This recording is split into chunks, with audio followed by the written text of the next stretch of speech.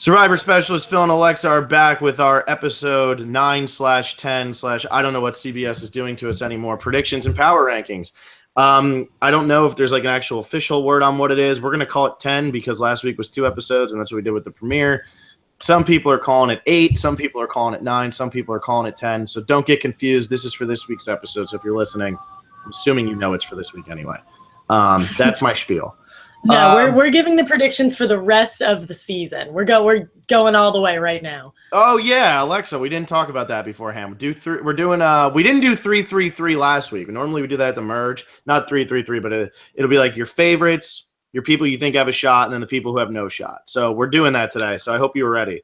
I'm so prepared. Wait, 3-3-3. There's 11 people left. Yeah, we're doing 4-4-3. So get ready. Okay. So I'm ready. That's something to look forward to, everybody. And me and Alexa are clearly prepared for that because we're doing this on short notice since it's Saturday. We didn't update the prop bets or boot list, but they will be updated on Wednesday and all that fun stuff. So we'll do it then. Sorry to everybody who gets excited about that. But we have the aftermath of Ozzy and Haley going home. The merge is over, and we have 11 people left. And we only have 5 episodes left. So we have plenty of stuff still to work here. This should be fun. We didn't get to see another preview this week since we're doing this Saturday morning. So we haven't seen any other preview other than Andrea and Zeke look like they're yelling at each other. So this is going to be loads of fun. Alexa, you got anything to add to that? I don't know if this was just a spin-off of the preview, but we have Andrea and Zeke flipping out at each other. But I did see a preview of Jeff saying that there's this big moment, this big thing happens, and it just cuts to everyone's faces looking surprised. But it sounds like it's more of a good big moment than what we had a few weeks ago, or I guess 2 weeks ago. Where is that? Can you tell me where that is?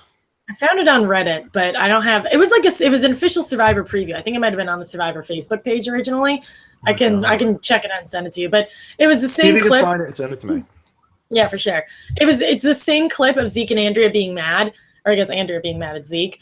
And then it's just a little more added with Jeff hyping up something big. And I've read a lot of like previews for this coming episode, and everyone's saying their favorite moment of season 34 is coming up.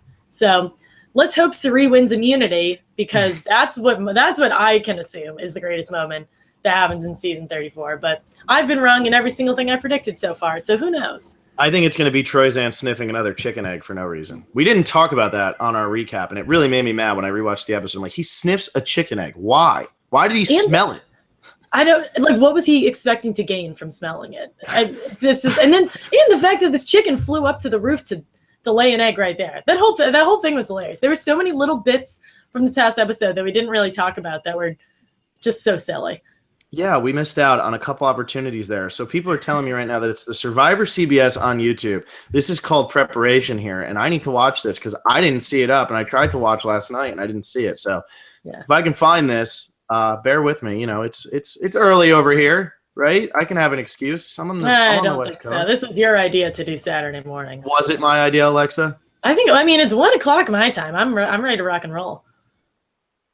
Wait, I'm watching it. And I did some preparation because I already watched this video. Stay tuned, everyone. Phil is currently watching this preview, and I'm just going to sit here and keep talking to you while he watches it and makes an assessment about it. Wait, so it's a powerful emotional moment? That doesn't sound exciting. Well, I mean, to be fair, we had a pretty powerful emotional moment last time. Yeah, but he's doing like that's what happens when you believe in yourself? What is this like? I don't know. This might be like, I feel like that is something you tack on to what happened when, what was it last season when David was like, no, I don't want to be on anyone's team. I don't want to bring him down. And they're like, no, like, it's okay. Like that. I feel like that would fit for that. But who needs to believe in themselves here? They're all pretty self-able people, unless it's Troy. Maybe Troy. None of these people need help. No, but like, if you like look at who this is, it's like, which person is going to be the one who, like, at a challenge, Jeff is saying this is what happens when you believe in yourself? Like, what? I'm telling you, Cirie wins immunity. Maybe. Yeah, because like looking at that, like, I don't know, Debbie wins in a fighting challenge against Brad. I don't know, TBD. Yeah, I need what do you call it? I need to figure out somebody for Eliminator. I'm still up in the air on people. I almost wish we didn't ban every spoiler that ever posted on here. This way, like, which they we're could start still going to do. Don't say that. We will ban you if you post even the slightest spoiler. So don't do it. Yeah, but if you want to like slip into my DMs and tell me who to vote, no, I'm just kidding. Do not. Oh my God, Phil just said But slip in my DMs. This is going downhill fast. I'm so paranoid because I have Andrea and Aubrey both still left. I have 6 people left for Eliminator. Andrea and Aubrey are 2 of them. And I really want to take Andrea first because I think Andrea is in more trouble moving forward. But I really think she could also go home this week. As someone who was eliminated many moons ago, I picked Malcolm because I thought he was going soon. And he went soon. So yeah. And I can't really afford to lose this week because then I lose to everybody. You know, I don't have a backup because Alexa abandoned me. I rudely, grossly abandoned you. Yeah, it was terrible. Well, do you want to do predictions? I mean, that's what this is, right? Predictions and power rankings. That's what I've been told. That's what I signed up for. Apparently, this is a predictions and power rankings episode. Apparently, so Phil and Alexa are tied at 85 in the power rankings, with 5 episodes left. This is pretty close. Normally, I'm beating Will by about 20 or 30 points at this point, so this is good. You're showing. Gracious! Wow, he must be bad. He's pretty bad. But all right, so I'll start off again, and my 1 and my 2 are Ty and Troyzan. And Ty is my number 1 because he has 2 idols, and Troyzan's my number 2 because he has 1 idol. And last week, when Sari is talking about, you know, that alliance that she's trying to go against, she calls Sierra the Godfather, who's controlling Brad, who's controlling Troy. So nobody's going to try to get rid of the person who's being controlled the most. I think Sierra is who they would target first. I think Brad's who they target second, and Troyzan is fine, and he also has an idol. Ty, with his 2 idols, how do you get rid of Ty? You can't, I don't think, at this moment. Plus, I don't think anybody really wants to. As much as they went after the people in the middle last week, I feel like Ty has kind of made it seem like he's more in with Brad, Sierra, whoever else is in there. What is it? It's Brad, Sierra, Troy. Debbie kind of is in there now. Aubrey seems like she might be shifting over there a little bit, right? Is Aubrey shifting over there, or am I going crazy? I didn't see Aubrey shifting over there. I think Aubrey – I have a lot to say about Aubrey, so we'll get to her. Yeah. But those are my 2. So you know, if you want to do your 1, 2, I don't know if you're along similar lines, but I just felt safe doing that. Yeah, in a very similar vein, I go the opposite. I go Troyzan number 1, Ty number 2. I get where you're coming from with Ty just having more idols than Troyzan. That's a completely valid reason to put him above. But Troyzan has found himself in a position where he is not a threat whatsoever. I know we've been joking about him being the goofy uncle at Thanksgiving dinner, but that's what we're getting. We're getting this guy who's sniffing eggs, who's snapping pictures of Andrea as she like tears her body apart, falling across the coral. He's just like hanging out and having a good time. I don't think we got any confessionals from him. If so, maybe 1. We've seen very little strategy from him, which isn't a bad thing. He's just coasting because he's in a really strong alliance.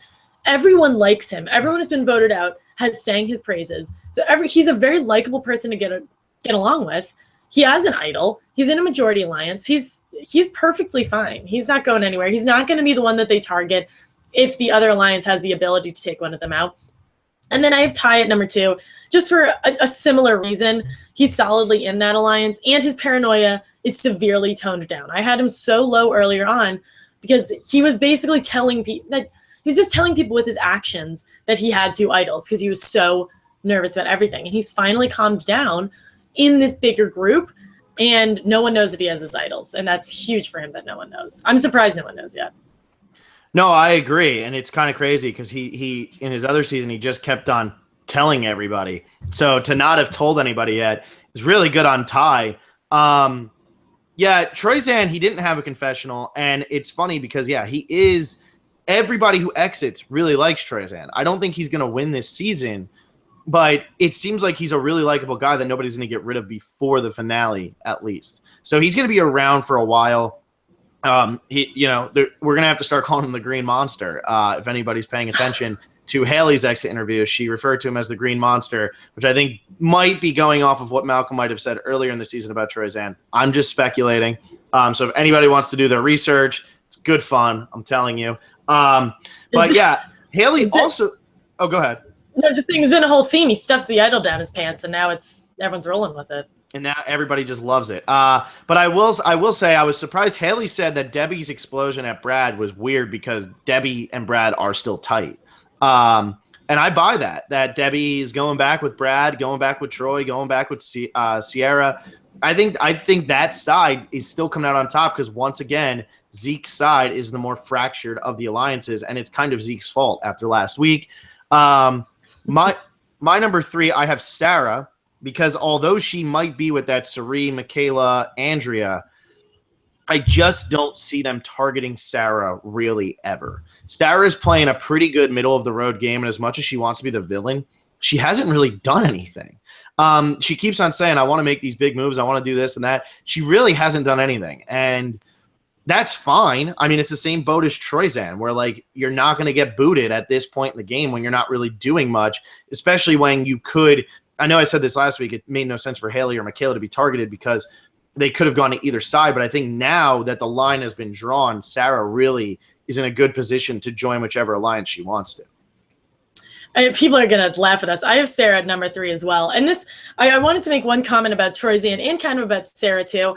I know a lot of people are seeing this season as the next All-Stars, and I really like understand where that's coming from. I wasn't buying that for so long. But the difference that I can see is I watched One World how many years ago, and I'm nearing a rewatch. And I liked Troyzan, but I didn't love him. And I didn't love Sarah in Cagayan. And I'm getting a very different kind of character with them, and I'm glad about that. Like, I'm not getting the same Big Tom that I got. I'm not getting the same Rob Mariano that I got the first time around. We're seeing like different shades of these characters, and that's what's making this okay to me. I know we've lost so many great characters, but at least we're getting a different side of these people who we weren't really hoping or expecting to see this long in the game. But at least I'm getting a different type of Sarah, because I went into this not pumped about Sarah. And like you said, she's trying to play like a villain, but I wouldn't go so far to call her a hero, but she had left, I think, the first confessional of this episode, and she just said, I love Zeke. It was all positivity still. And she is, I don't know, I think she's in a really great position. She's found herself to be a swing vote, but no one really knows that she's a swing vote, which is the best possible position to be in, because she can move back and forth, and she's sided with the stronger alliance right now. But I see her very easily going back to the smaller alliance if it benefits her. She said, I'm going to vote with whoever is voting for the person I want out. And the fact that she can do that and not have a target on her back is huge for her. Yeah, and what it's interesting, you were just talking about all these people who, like, you're seeing a different side. I still don't understand why people didn't like Troyzan in his season. And I've seen a lot of things where people are like, Troyzan's growing on me. I remember, like, the previously on Survivor Facebook group did, like, a rank your remaining 11 people. And I expected to go on there and see Troyzan ranked at number 11 for all of them. He's not really getting confessionals. He's following around Brad. I could see people hate, and, like, everybody had him at, like, 7 or 8, which to me was high at this point because we haven't seen a lot of him. And I knew that there was like a lot of dislike for him. And all the comments were like Troyzan so much more than last time. I don't understand why he was disliked in One World. He had his This Is My Island moment where he just lost his mind, but everything else was fine. Like everything else was, he was the only guy on that season who actually was playing the game and knew anything about how to play the game. And really, once he goes home, that's when the season's already bad at that point. That's when the season just becomes pointless because you know Kim is winning that game. So I actually think Troyzan, if he would have stayed in longer in One World is actually a better season. Sarah, I get a little bit just because of her boot episode was pretty bad, and she was really like Tony really ran circles around her, but she's not unlikable. You know, she just wasn't very good in that season, but she learned a lot from that season. And I can't believe I'm about to say this out loud, but I'm looking forward to my One World rewatch because everyone has been talking about if you rewatch Blood versus Water, Brad Culpepper did nothing wrong. Brad Culpepper is a good person. You sang his praises the last time we talked. He's not a bad guy, and somehow his edit was construed to make us hate him, and none of us were happy with him coming into it. And look at us now; we're all loving him. I think Troyzan would be a similar situation. I think a lot of people who really, really love Kim probably didn't like him because he was just the thorn in her side. He was the only threat to her. So I get like the people who were really, really are into Kim, they could not like him for that reason. But I don't know. I'm gonna rewatch it, and I'm sure it'll be a similar situation of, oh yeah, like the This Is My Island thing was kind of annoying, but he's just like a cool guy who wants to hang around on an island and like play some challenges. And I really do think that a lot of people turned on him when he said he was as good of a player as Richard Hatch. I think I've brought that up before. But like he said, like at the reunion, like Jeff was like, Troyzan, what's the reaction? And like, he's like, people tell me I'm like the best player ever. And I was like, all right, Troyzan, calm down. You're not helping yourself here. And I think that's when some people turned on him. In season, I mean, if you weren't liking Troyzan and Kim, then that season was just a real waste of your time because those are the only two that really bring anything to the table. Yes, Sabrina was pretty cool for some moments. Chelsea was okay. Alicia was, a good villain, but like, God, that season is just like Troyzan is really one of the only two completely likable parts of that season. I really believe that. And that's what's so funny about that season because I'm glad Troyzan is back. I was funky about him. I wasn't down on him, but I was like, oh, okay, I'll give Troyzan another chance. Like Troyzan, Kim, and Sabrina are like the people who I would have wanted to see back from One World, and the fact that we had other returnees from One World, goodness, before Troyzan, because I know I've heard that Kim probably isn't coming back anytime soon because I think like she's recently had kids, but the fact that like we brought Kat back before we brought Troyzan or Kim just blows my mind. Kat, Colton, and Monica all came back before Troyzan or Kim. Keep that in your minds. Colton should never be on television ever again. Colton, great TV. Moving on. All right. So at number 4, I have Aubrey. And it's mainly because she has the greatest island hair of all time. And I just couldn't put her lower than 4. That is my favorite thing maybe that's ever happened on the show. If CBS ever does another Survivor Top 10 Moments magazine, that should just have that picture and be like, whatever crawled into Aubrey's hair and lived there for 15 days. Like, that is ridiculous. Aubrey is a living meme. She's incredible. Like, that is like the only thing that's the only word I can use to describe her. I don't know what island hair she's got going on, or maybe there was like the chicken got in there and like stood her hair up, but that was just, and she was just like, there's probably eggs in there hanging out. Like, yeah, maybe Troyzan's gonna sniff her hair and find an egg. Yeah, maybe. God, I hope so. That's why he sniffed the egg. He's like, this smells like something. Oh, it's Aubrey's hair. There's probably eggs in there. Why do you have Aubrey at number 4? The reason I have Aubrey at number 4 is because while she was a threat coming into this season, I almost think people aren't looking at her as a threat now. And I think the threats this week are Sierra, Andrea, Zeke, and maybe Michaela or Debbie. And those are the people I see getting targeted here. And I know that's like sounds crazy, but I just don't. Sari on there. No. See, Sari, I don't see going because. I'll talk about Sari next. I have her really high, but goodness. Aubrey at 4. I just don't see people targeting her right now. I think she's going to go over to the Brad side, which is good. So I think she's going to be okay there. And even if she does go with the other side has so much infighting going on right now that I just don't think it's going to happen. So I'm saying Aubrey at 4. We're going to get more Aubrey before Aubrey goes home. And I don't think this is the week. And then you said Sari. I have Sari all the way up at number 5. Wow. We were like 1, 2, 3 all the same, and we could not be more different now. And I rewatched the episode, and Sari, this is the thing with Sari. She plays the more aggressive version of Sandra's game. She plays the anybody but me, but she still wants to stir the pot a lot. Like, and I'm talking in votes, in strategy. Sandra likes to stir the pot by like antagonizing people. Sari likes to stir the pot by doing her Sierra vote.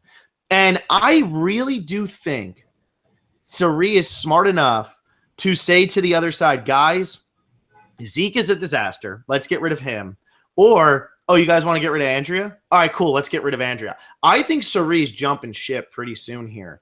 And I think she's going to be able to do it slyly enough because somehow, I think it was Zeke last week, the reason he turned on Andrea and Sari is because he's like, they're bigger threats than Sierra. Like, I'm more worried about them strategically than Sierra. But if Zeke's the one who's trying to be in control here, and Zeke almost got booted last week, I just don't see how Zeke survives this episode, to be completely honest. So I have Sari at 5. I think Sari is okay. We got a big uptick in her. I know that might be crazy, but I think she's fine. Okay, I could not agree less. Couldn't agree less with you. The thing about Sari jumping ship is, let's say we have Aubrey jump ship, as you just mentioned.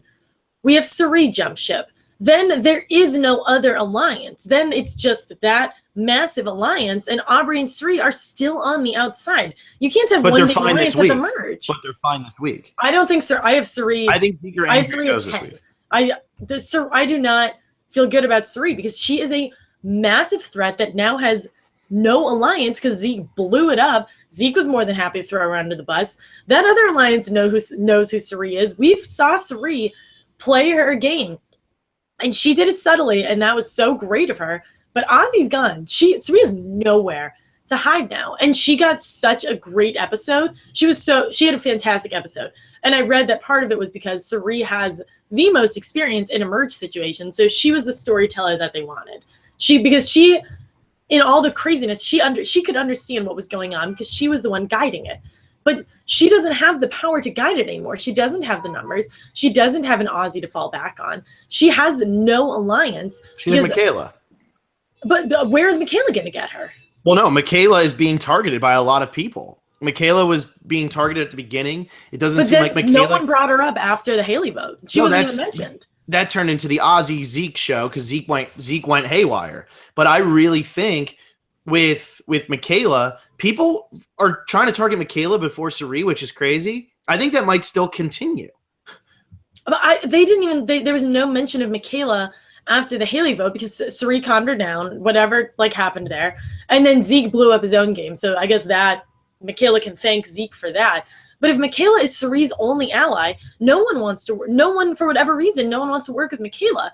And Cirie, she could jump back to that other group, but they're already so tight-knit. You don't see Cirie in the one cut that we have of this preview. You don't see Cirie in the group when Jeff says, a line drawn in cement, or whoever says that. Yeah, because she's the one. Well, it's also because she probably was so inspiring to everybody by winning her swimming challenge immunity that she didn't have to be a part of it. Oh my goodness. I do think though, here's what I see. I see Cirie, Michaela, Andrea. I see Zeke maybe trying to flip over to Debbie and Ty like he tried to do last week to try to get rid of Ozzy. To try to get rid of Andrea. I think Zeke is going to try to stir it up, and if he does, he's going to go after Andrea because Andrea is so against him. And that's why I think Cirie's okay, because I think the 3 targets this week are Andrea, Zeke, and who's the other person? God, I just lost it. Okay. And Sierra. Those are your 3 targets this week. I don't think Cirie gets targeted because if Andrea were to win immunity, I think they do go after Sierra if they can, or the other side just says, let's get rid of Zeke because we can't trust him. He was supposedly really tight with this other alliance, and he betrayed them in an instant. And if Andrea doesn't win immunity, I think Zeke's going to try to go after Andrea before he goes after Cirie. See, in terms of my threats, I have, or not threats, people who will probably go home. I have Zeke at buying away at the top, and then there's a massive jump before I get to Cirie, Andrea, Sierra, Michaela. To me, it's Zeke is buying away the one who's going home. That's what I see because he's in a situation where now we're going backwards here. He's in a situation where no one wants him. No alliance wants him. Mm-hmm. And this is different from the Haley situation in that, okay, this is a safe vote. Let's all just get rid of Haley. This is oh my God, he's going to ruin my game if I ally with him. Yeah, no, that's a good point. Who do you have at 4 and 5? These power rankings are moving very slow. Yeah, we just talked about the rest of my. Am I? Oh, I'm not frozen anymore. So for number 4, I have Debbie, and I'm very confident in that because Debbie has, thanks to Lord Cochran, has turned her game around. She found a way to play the extra vote advantage, and I don't see anyone flipping out when they get back to camp. I don't see. She found a way to play that, and they're oh, I was at Exile Island. And I found this, and here it is. She found a way to make it seem like she wasn't hiding this massive secret because she went to Exile Island and no one really questioned it. So she's not she's not seeming like a major threat, even though she just had this advantage that kind of worked, I guess worked more so than your normal extra vote. Mm-hmm. So I'll give her that. But she's in that alliance. She and Brad are all in again. She's toned down her personality immensely. Debbie's in a fantastic spot. No one's getting rid of her. See, I disagree because this is exactly what happened to Debbie last season or on Co-Wrong. She was in a fantastic spot and then she completely overplayed her hand because she got too arrogant and then she went home. that week. And I could totally see that happening again. I really can. So I have her a little bit further down. I don't think she actually goes this week, but I could totally see her being like, guys, no, I want to vote this person out. It has to be this person because that's why she went home.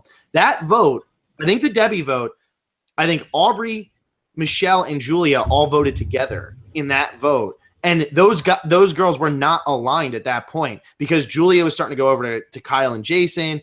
And then Michelle was kind of like just in the middle of nowhere. And Aubrey was with her crew. And they all decided we need to get rid of Debbie this week because Debbie is just all over the place and trying to force us to do what she wants to do. And that's her downfall. And guess what? Who's feeling really good about themselves after last week?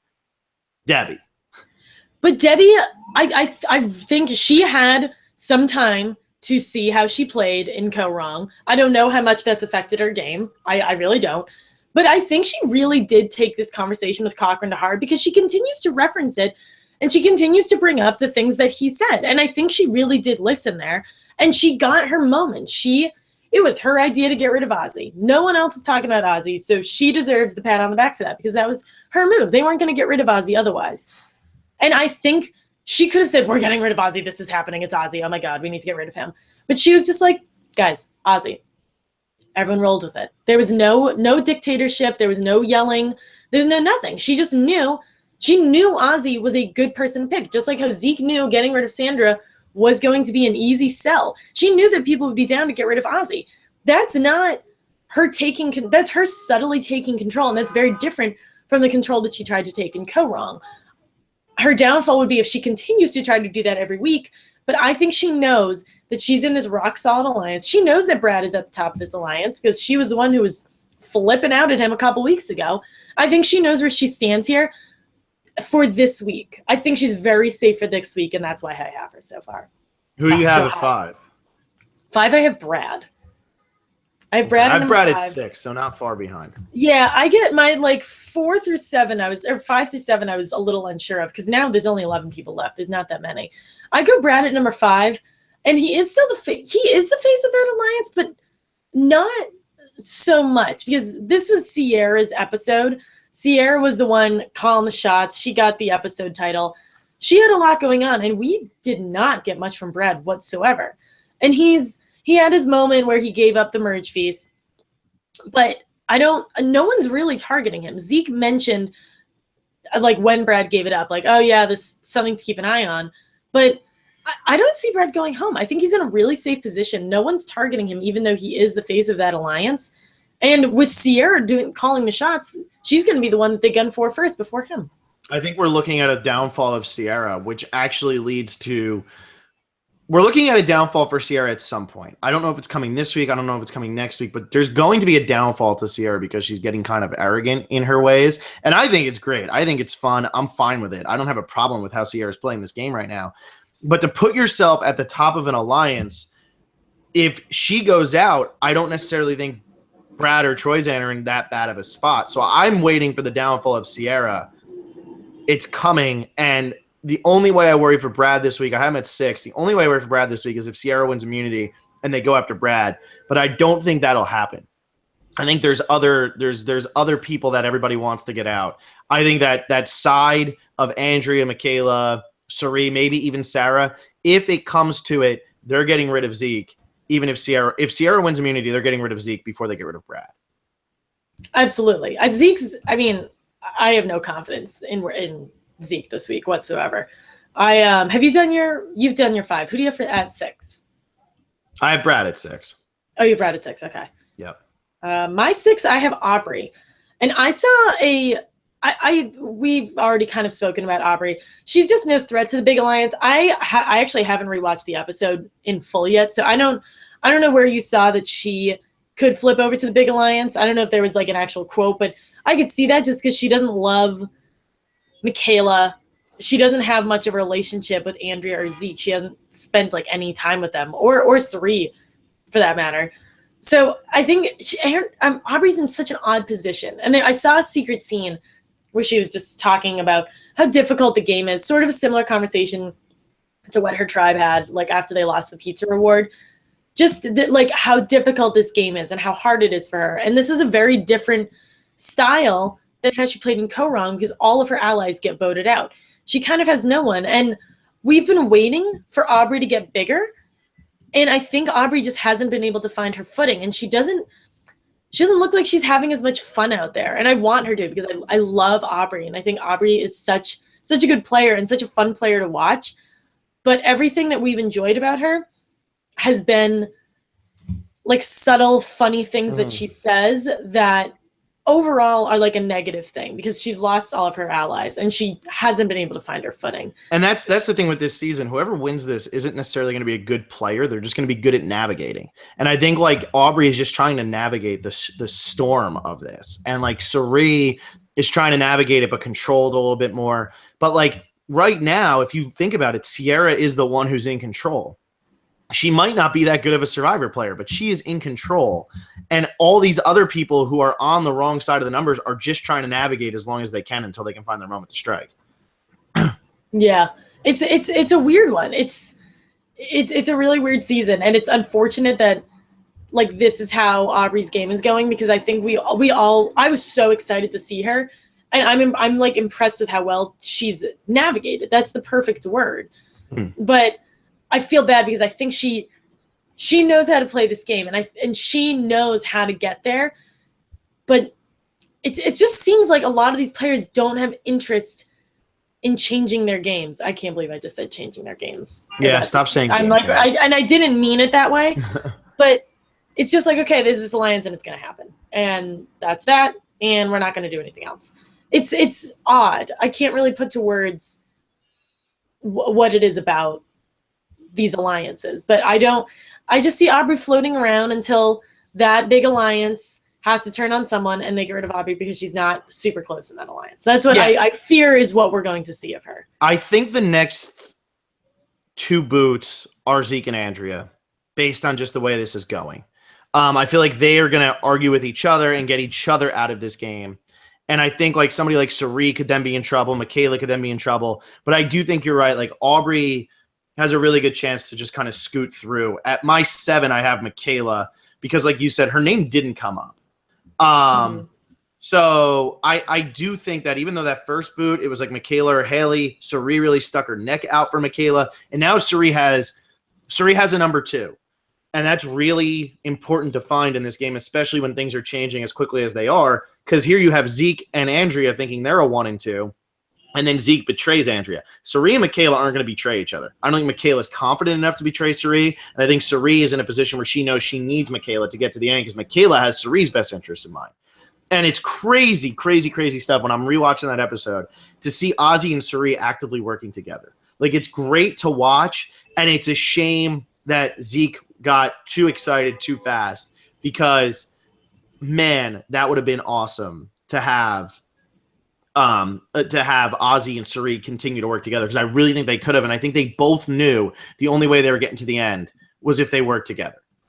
And I was so excited about that alliance. You have Ozzy, Michaela, Suri, kind of Aubrey, Andrea, Zeke. Like, those are all characters that I really like, and it's a shame that it fell apart as quickly as it came together. Yeah. It is. It's true. It seemed like finally they bury the hatchet, and then it's like, oh, well, bye, Ozzy. I know. It was a sad bookends to the Ozzy and Suri saga. It was. Who do you got at 7? My 7, I have Sierra, which is, like, I guess relatively high considering how hard she's playing. But she's playing really hard and can because she has a lot of backup. I know that advantage doesn't mean anything for the next couple of votes. So that's kind of irrelevant, but she has a lot of backup. She can make these big moves because she has a massive alliance behind her, and no one's really questioning her because everything she's offering up is very reasonable. She knows who to get rid of. She's playing a very smart game. She's just playing a little hard, a little fast. Luckily for her, Zeke is playing harder and faster than her, and he's not in her alliance. So he's going to be the one that they target before Sierra.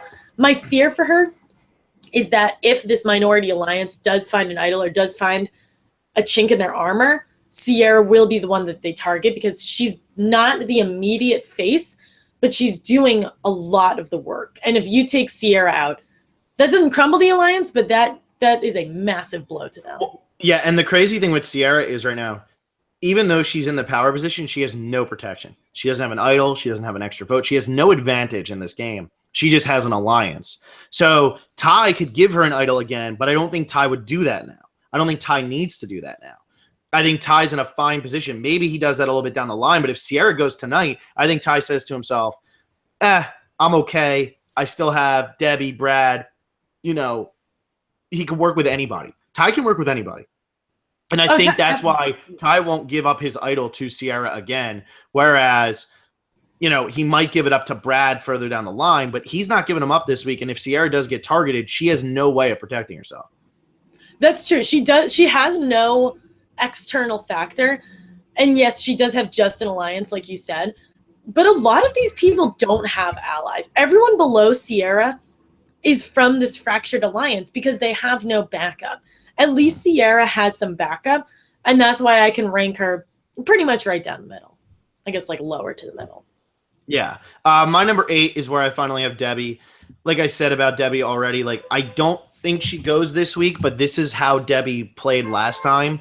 And I won't be convinced she's changed until she doesn't try to take the power position. And even her trying to get rid of Ozzy, it was subtle, and it's a name you can throw out there, but that's still her wanting to be in control. So that's her trying to control it. And yeah, her ego didn't come out there because nobody questioned her. If people question her, that's when she starts to get mad. I forget who she was targeting in that episode of Korong, but she like vehemently wanted somebody out of the game, and they didn't get rid of her. And that made her so angry. And it was like, okay, well, I guess that's that. Yeah, I mean, I get that. I really think that she is going to I mean, I guess I can't say I think she's going to calm down based on like what we had seen a few episodes ago, but she doesn't. I'm really not nervous for her. I know you don't think she's going this week. I think Ozzy was an easy move, and also if she wants to be in control, then that's fine. A lot of people want to be in control. Zeke wants to be in control, and he blew up his own and it's going to game. destroy his game. It is, but like he didn't take control in the right way. Debbie took control on Ozzy because he wasn't a part of their alliance. He's the biggest threat in the game, and he's freaking Ozzy. Like, who wouldn't get rid of him? Zeke is like, let's target Andrea, who like we haven't seen do much. Like when he threw at Andrea, I was like, what? Like, why is Andrea the person that we're going for? And he just did that for the sake of making the move, which I never ever support. Debbie targeted Ozzy for a reason. That's why I can respect Debbie's decision more than Zeke's. Yeah, no, and I get that. I'm just saying it'll come. You know, it'll come. It's coming. Who do you have at 8? I have Michaela at number 8. I have Michaela pretty low because her only ally is Sari, who I also don't see being in a very good position. And she has bothered people, and especially she's bothered Sierra. And we haven't seen her bother anyone, which is so weird whenever it comes up because they're like, oh, no one likes Michaela. But we don't see anyone not liking her, and we don't see her doing anything unlikable. So the edit is very weird with what the other players are saying about her. But she doesn't have Sierra on her side. Sierra at least has like I would say a working relationship with Sari, Zeke at one point. She did earlier on in that episode. She has no relationship with Michaela. Sierra and Michaela have no relationship. So Yeah. with Sierra, the person who's calling the shots, doesn't like you. Michaela's, I mean, she's probably I have her numbered like 3 on her target list. Yeah, I think Michaela's definitely got a chance to be targeted. I think that after last week, the Haley boot, Haley said it perfectly. I think it was in her Ponderosa where she said, this was to buy time. And I get why they got rid of me to buy time. She said, Aubrey's a better Survivor player than me, so I would have gotten rid of Aubrey. But I get like why I would make sense to buy time. Ozzy, I feel like, was no more buying time. And that's why I think this week the threats are going. And right now, Michaela is not looked at as a threat to win the game. Nobody thinks that she can win the game because she's made enemies. Zeke can win the game. And although he's made a huge enemy in Andrea, the other side could be like, well, we want to get rid of him because we just don't want him destroying our game. Michaela doesn't seem like she's playing a very strategic game at all. She just seems like she's kind of like somebody else. She even said this to her, I don't know how to navigate this post-merge stuff. And it's very true.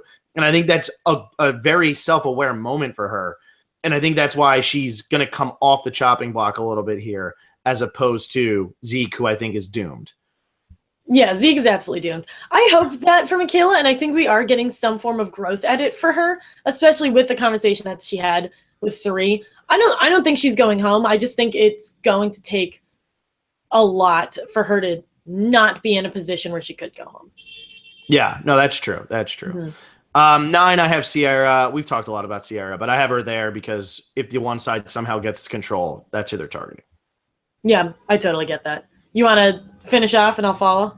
Yeah, I have Andrea at 10, Zeke at 11. So I'm going Aubrey for Eliminator this week. I really wanted to do Andrea because I think Andrea is going home before Aubrey, but I'm so scared that somehow Andrea goes this week. Zeke wins immunity, something happens, Andrea goes home this week. Andrea also, if idols get played, Andrea, that's when Andrea's going home because her edit still is being built up as like a random boot that doesn't really make much sense.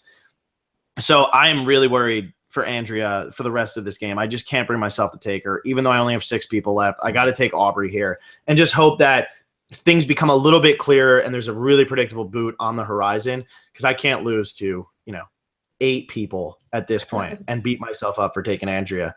Like when I tried to talk you out of taking Malcolm, you talked me out of taking Andrea. Well, hopefully this actually works this time. Yeah, hopefully. We'll see. Yeah, and then Zeke at 11. We've talked so much about Zeke. I just don't see how Zeke gets out of this episode. Yeah, I go. What did I say? Yeah, I got Zeke at 11, Sari at 10. That's Who's your 9? Self-explanatory. My 9 was Andrea. Sorry, I thought I already talked about Andrea. So yeah, I go Andrea, Sari, Zeke. I know that's me just assuming that this original, I guess we'll call it the original Nuku Alliance, assuming they're just gonna run the table with them because. Quite honestly, I think this episode they are. They're so fractured. I don't see how they possibly work together. No one wants to work with Zeke. No one wants to work with Michaela except for Sari. Andrea is. I mean, I'd love to see Andrea finagle her way out of it, but if Zeke is like causing a storm to get rid of her, I don't think Andrea would go home because I think people are going to try to get rid of Zeke before they listen to Zeke.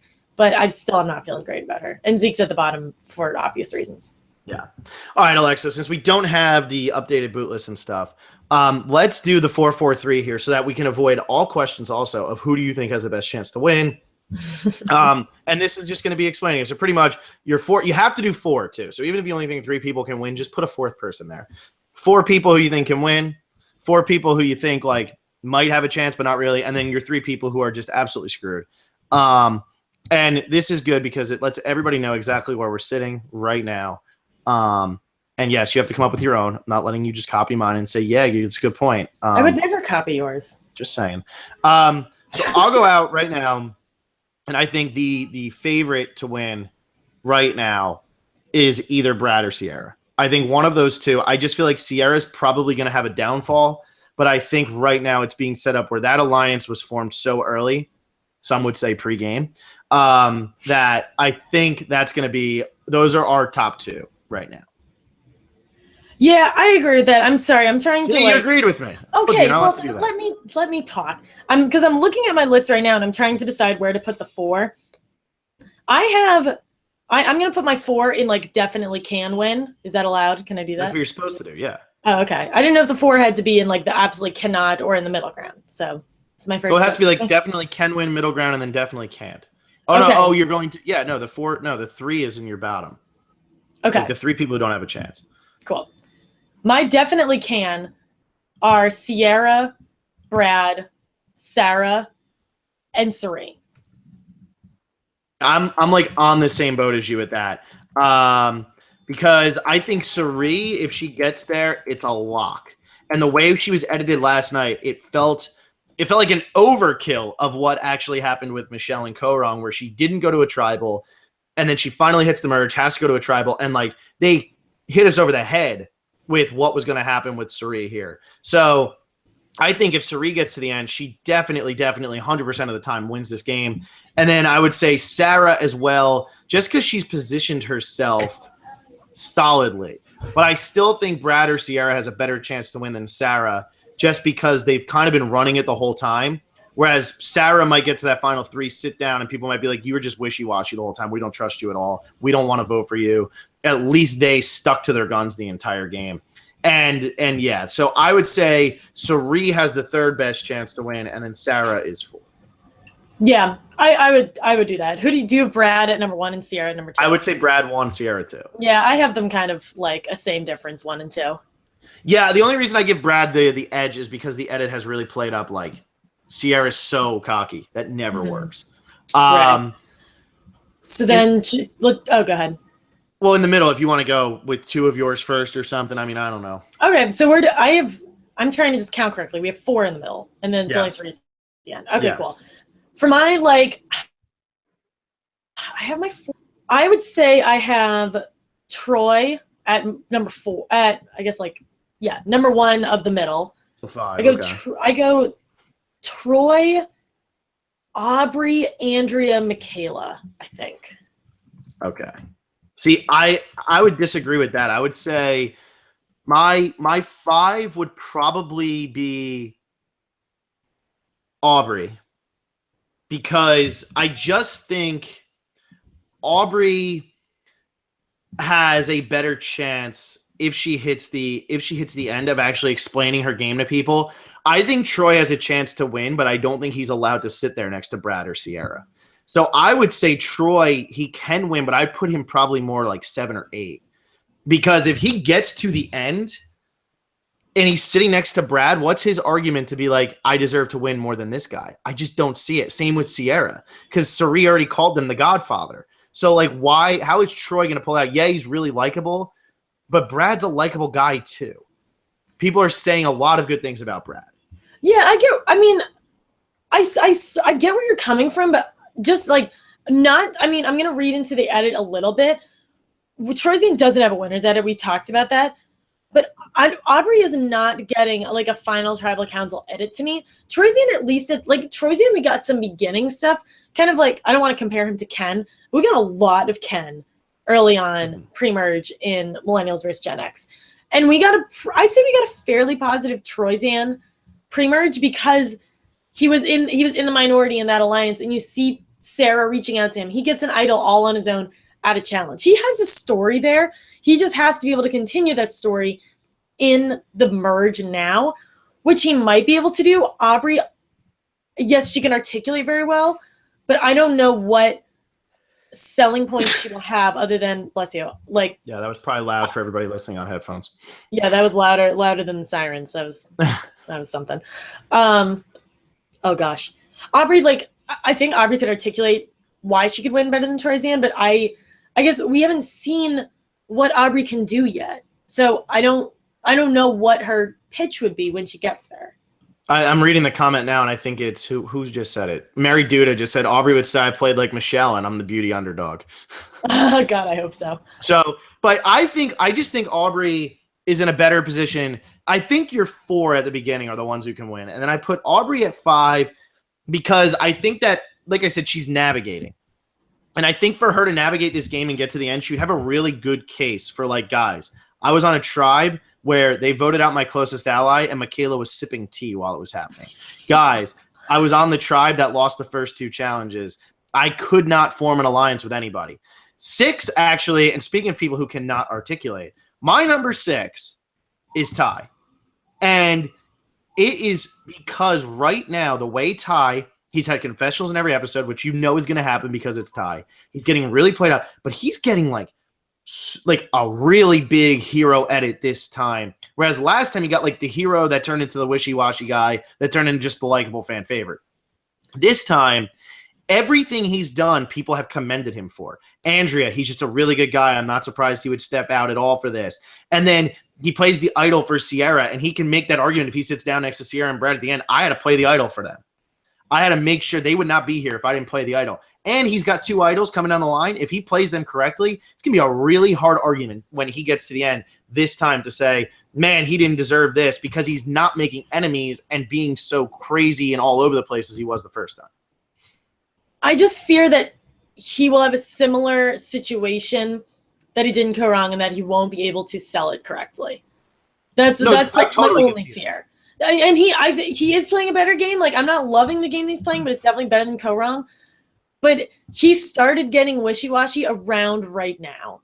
So I need to see more of him, because I don't want to compare Brad to Scott, and Brad and Sierra to Scott and Jason because they're very different people and very different players. But this is right around where Ty starts to get a little funky. And so if he can hold his own right now for the next couple votes, then I would have him a little bit higher. But I just fear that these two idols are going to come out. They're going to happen. And I'm just afraid someone's going to tell him where to play them. And then how do you sell that at Final Tribal Council? No, I know. I get that. But if nobody tells him and he still plays them right, then Ty's I hope so. Yeah, I guess for me it's just too early to be confident in him. And then my last one in that can win is Andrea. So the one I'm leaving out I'm leaving out Michaela, and you put in Michaela, I put in Ty. Michaela is my first one of the bottom bunch. And then I think Debbie is ahead of Zeke. I think Zeke has no chance to win right now because they're going to be targeting Zeke the entire time. And if he gets to the end, everybody he was actually aligned with will vote for somebody else, and everybody else will vote for somebody else because they weren't aligned with him. So I think Zeke has like no chance. I think Debbie has no chance. And I think Michaela has no chance because if Michaela gets to the end, she's going to be sitting next to Sari. Yeah, and if you're sitting anyone who sits next to Sari, even if Brad's sitting next to Sari, that would be a close one. I just don't see how Sari loses in Final Tribal Council. There's a reason that she's never been to Final Tribal Council. I go Ty at the top of my bottom list. Debbie at number 2, Zeke at number 3, which is funny about Zeke because at least I had been saying after, like, on our power rankings last time, I was like, you bring Zeke to the finals, you win. I mean, Zeke wins. It's no questions asked. And now we have Zeke at the bottom. It's amazing how quickly this game can change. Well, and it's like what Adam would say to us when we interviewed him. He said you have to make friends with these people. If you come out here to not make friends, you're never going to win. And yeah, Zeke has a good story, but by making that move, you hurt people's feelings. What he did to Andrea, and if you hurt people's feelings, they're not going to like you, so they're not going to vote for you to win, no matter how good your story is. People vote for who they like. That's how life goes, and that's how the jury goes. Exactly. All right. Finally, comments. Only a solid hour in before we get to comments. Making up for how short the last one was. Patty Joe. I have a feeling Sarah is going to help Zeke, but it may be a decoy, and maybe next episode next week, Michaela possibly goes home.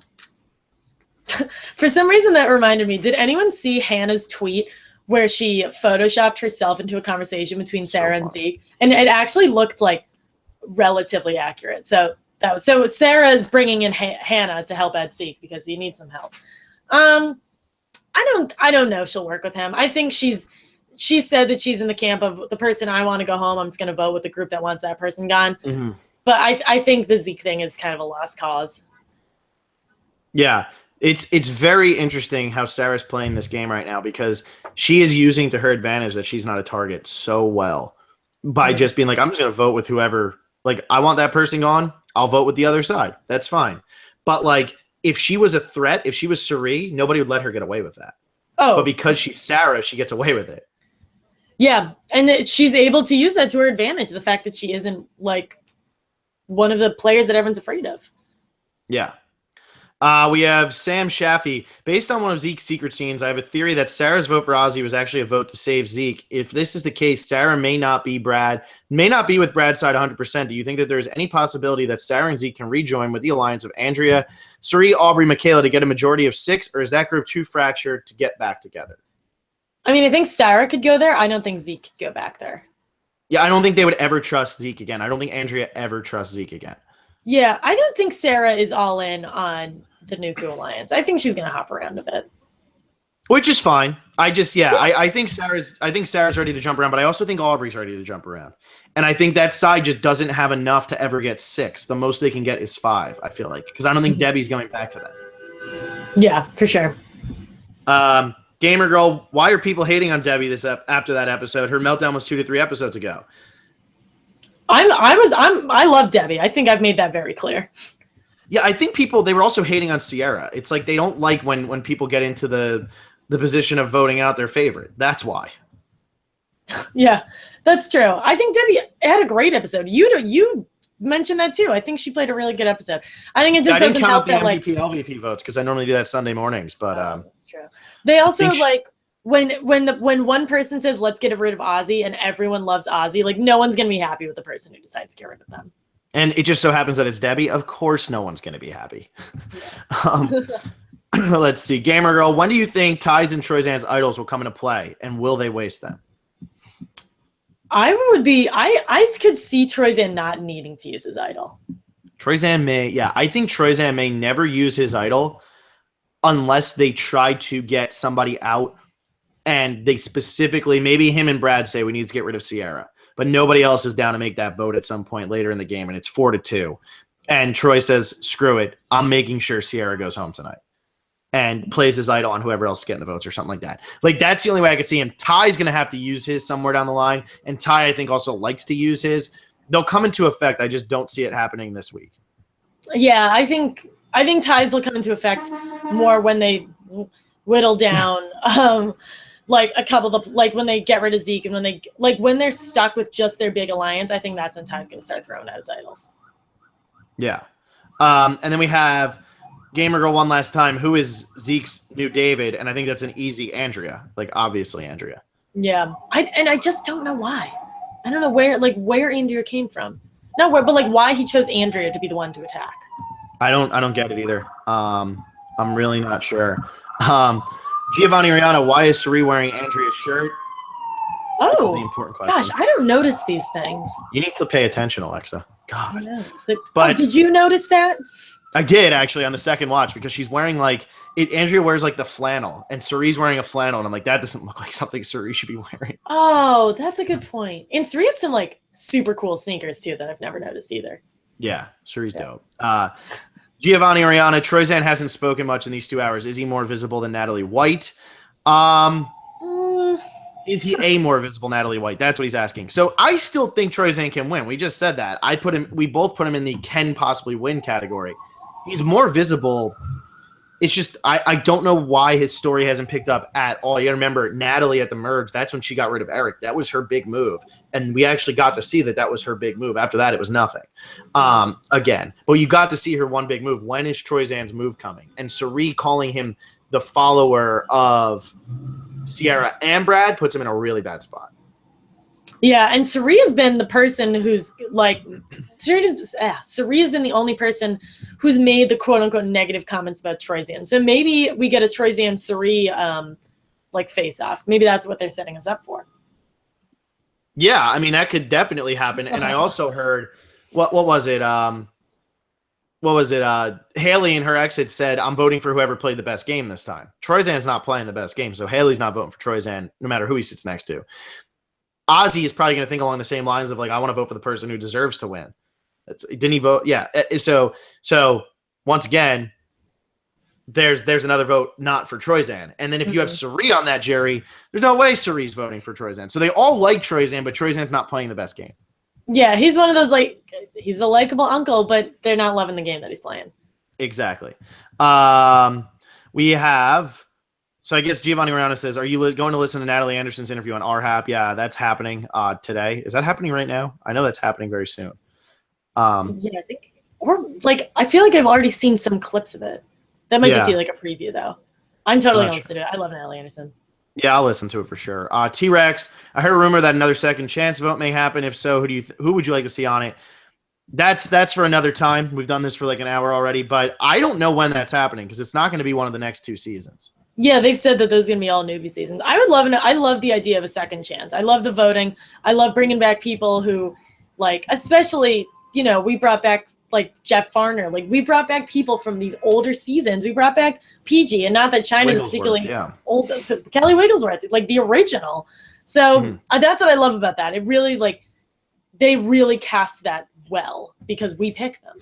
Yeah, and they have a lot of people to still draw from. You still have people from Marquesas. You still have people from T-Bird, from Africa. You still have people from, even if you can still swoop Greg Buis. I mean, there's got to be a way, right? We got to get the rest of Kucha on here to see how they can ruin their legacies. Get them all on. Just Kucha, start with just them, no one else. Just see how they ruin. Yeah, just Nick Brown. He's got the best legacy going from that tribe right now. That is insane. But yeah, I could see them doing it again. It's just not going to happen this season. They'll probably wait till they can get their 2 more seasons in, and then maybe do it, for. I don't know. And then you can bring back a David or a Jay. Yeah, exactly. Which I'm assuming is definitely going to happen. Both of them would love to play again. I'm sure Jay's done with his tequila shots, and now he's ready to get on the boat. Let's see. Giovanni Rihanna, did you watch the Ponderosa for Ozzy and Haley? If so, thoughts? I did watch them. They're not as exciting as last season's Ponderosas, but they're still good. I like them. I like how in-depth the Ponderosas are now. Ozzy seemed bitter when he got voted out, but I don't think he was bitter at all. He knew he wasn't going to win. Him and Haley talking about it. He knew he had like really no chance to get to the end. He was just trying everything he could. Yeah, I like the Ponderosas. I watched them both. I thought it was like, I mean, I watched them. I didn't know they could go just like walk around the town and go shopping. Yeah, no, they've done that before just too. Go like wandering around making a nice dinner together. Yeah, that was kind of funny. And then he just ends up being like ceviche. Like it wasn't anything like that. Yeah, nothing special, yeah. Yeah.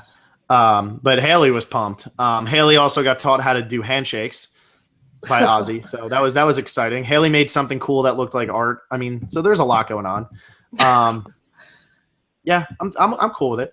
Aaron Weiner, the emotional moment is from Brad, I think, because it will add on to his winner's edit, and he has been crying a lot this season. But why would Brad need to believe in himself at one of those moments? I feel like Brad does a great job of believing in himself. Yeah. That's what I mean. Like, I don't know. Maybe, yeah, believing in yourself. I'm trying to like hide my Suri bias, but I can't imagine who else like really needs to believe in themselves. Like Zeke, but I feel like they're not going to bring that up again. I feel like we're done with that. Like, I don't know. Andrea's already won an immunity. Like, I don't really know who else it could be. Yeah, I'm not sure. I'm not sure. We got nothing. We got nothing. We do have Anna Maria, who's listening from Romania for the first time live. I heard it was snowing. I was one of the people that like my boss like called on the phone was in Romania, and it was snowing like crazy. And if that's the case, I do not envy people living in Romania right now. That is unfortunate. But yeah, she says now Debbie's getting all the hate on the Survivor Facebook page after getting Ozzy out, and that's definitely what it is. It's the Ozzy boot that's making everybody hate her. Exactly. Okay, YouTube. We're gonna go through a little bit from the actual, when we were doing the recap because we didn't get to finish those. So let's see. We have Jeremy Krebs. If this is the last we see of him, what do you think of Ozzy's Survivor legacy? 1 vote away from winning Cook Islands, 1 challenge win away from winning South Pacific. This was easily his weakest showing so far, and he still made it to the merge as part of what would have been the majority alliance until Zeke went rogue. I still think he ranks as one of the greatest non-winners in Survivor history. On that note, did Zeke make a complete boneheaded move, blew up his majority alliance, and put himself on the outs? I don't see how that move could possibly have worked out well for Zeke. And now he's gone from a position of power into a position of power to being in a terrible position. Huh? Okay. Yeah, I'm all around. The thing with Ozzy is, and I said this, I think on our last predictions episode, I almost didn't want Ozzy and Suri and Tony and Sandra on this season because I don't want their Survivor careers to end with this season. Sandra's like, I feel like Sandra got the best showing out of all of them. I know Suri is still in it, so we'll see what happens with her. Sandra only added to hers. Tony, like, he wouldn't be able to change anything. Like, Ozzy still was Ozzy. I think what people love about Ozzy is that he is like himself through and through. We're always going to get the same Ozzy. But I would watch him a 5th time. Ozzy's one of those players I'm probably not going to get sick of, and I think CBS knows that no one's going to get sick of. And Jeff didn't want Ozzy on this season. And Jeff said, I was so wrong. People loved having Ozzy on. Everyone loves watching Ozzy.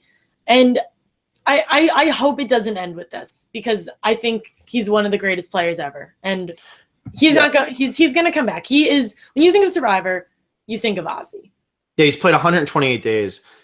He's played 4 times. I mean, he's played, like a lot of Survivor. The thing that it is, I feel like that by doing this season and bringing back some of these players, Sandra, okay, Suri, okay, but by bringing back some of these players, there's the possibility for a Heroes versus Villains 2 down the line.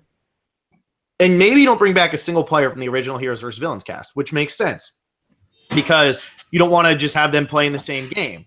But if you bring back all new Heroes and Villains, you have Ozzy, you have Tony, and after watching them this time, it doesn't have, I don't feel like it has the same effect it would have had it just gone from South Pacific Ozzy and Cagayan Tony to a Heroes versus Villains 2. Yeah, that's a good point. And the thing with Ozzy is like we've gotten, we get the same character Ozzy, but we've had very cocky Ozzy in South Pacific. We've had just like provider and challenge monster Ozzy in Cook Islands. And this Ozzy, we got a little more like a personable kind of Ozzy. So he is growing. We are getting a different kind of Ozzy. I think he would be on a Heroes Tribe. Definitely. Yeah, no, he would definitely be on a Heroes Tribe. I'm just saying. Tony, I think Tony, no matter what, is going to be on a Villains Tribe. Like he can exactly. And I think by putting them on this season, you've kind of ruined a little bit of like their legacy of like, are they a hero? Are they a villain? It's like, well, really the last time they played, Ozzy was still a hero, but like Ozzy didn't do all that much this season. And then Tony was in it for 5 minutes. So it doesn't have the same effect. Let's see. We have Wences Acosta. How do you like the boost in Aubrey and Andrea all of a sudden? How good is Suri in the mentor role of taking Michaela under a wing? If you had to break up Brad and Sierra, who would you blindside? So there you go. I read something that said Suri had played 3 seasons before any of these players had played 1, except for like Ozzy. I think Ozzy doesn't count. Like Suri is so far ahead of all of these players, and like her mentoring Michaela was like.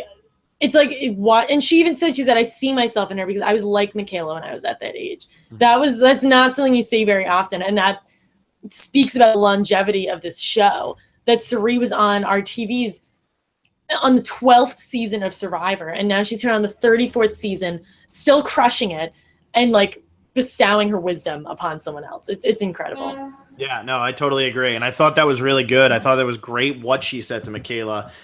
In terms of the boost in Aubrey and Andrea, I'm all about it. Give everybody enough screen time. I like that. And then I would vote out Sierra first, just because she does seem like she's being able to sway people more. And if she gets to the end, I don't think there's any way she doesn't win. Just because she was in control the whole time. And then Wences also says, can we all appreciate the humor of Suri for coining the old phrase "Last Suppering"? Oh, I missed that too. Damn, did you even watch the episode? Or did you just read No, I didn't. I didn't watch it at all. Yeah. I need to rewatch it. Normally that's what I do on Saturdays. Yeah, well, you making us do this. Flame Badger. You wanted to do this. Flame Badger. I don't know where this is coming from. Totally your fault. Flame Badger. Oh my gosh. I like how Michaela and Haley were on the bottom, and after Haley was voted out, people didn't even see her as a threat anymore. So true. The Sarge, why Maku as a merged tribe name? Only one Maku needed. I don't get it either. That's like we've had another merge tribe that was it about? Oh, I think it was Mogo. in All Stars. One of the pre-merge tribes was Mogo like Mogo, yeah. And then it was Chaboga. Saboga Mogo, Chaboga Mogo. God, that was it was ridiculous. It was so awful. Who came up with it? It was like Haley was painting, Michaela was painting, and someone else was painting. I think Troy Zan came up with the name though. I think there's a secret scene. Maybe I'm wrong, but I thought Troy Zan came up with it. I love when like one person comes up with it because they usually just like screw around with like some weird word and make up. Yeah, what was it in Redemption Island? Boston Rob named it after like his kid's stuffed animal. Yeah, it was after. As someone who's watching it, it was Amber's stuffed favorite stuffed animal. So dumb. So thanks, God. Amber. AT&T, kind of stupid question, but what are your thoughts on Eric Reichenbach and our chance of seeing him play again? If you've listened to this podcast from the beginning, you'll know I love that man, and I would love to see him play again, but I don't think we'll ever see it. He got so mad at CBS after his season. Yeah, I mean, especially with that. Who was on? There was a big like Facebook rant by one of the, I think it might have been one of the pre-merge players on Karamoan, and she wrote this like massive thing. It was Laura, was that her name? Maybe. And Eric was like all in on it. Like Eric was doing interviews like crapping on it. So I would love to see Eric again. I love Eric. I think he's such a good player to watch. But if he's mad, it's usually like the other way around. CBS is mad at the player and they won't bring him back. But if he's really mad at CBS. Well, he was mad at CBS to the point that now CBS has to be mad at him. He was ripping apart that reunion because he passes out, gets medevaced from the game. They don't even talk to him at the reunion. And instead they show Malcolm in his soap opera. Read his like Entertainment Weekly interview after the season was over. Phenomenal stuff. And that's just the guy who gave them so much in Fans vs. Favorites. Gives them probably the most iconic moment in the show's history other than chocolate and peanut butter. And that's how he goes out. And he was pissed about it. I don't blame him. I completely agree with him. I think he's like, I think he's doing like pretty well for himself. I would love for him to come back, but I don't know enough about the politics about whether or not he would. Yeah, I don't think he would. We have CVB. On a serious note, after this episode, I'm kind of down on this season. The editing was super weird. How did Sarah know she was the swing boat before even the reward challenge?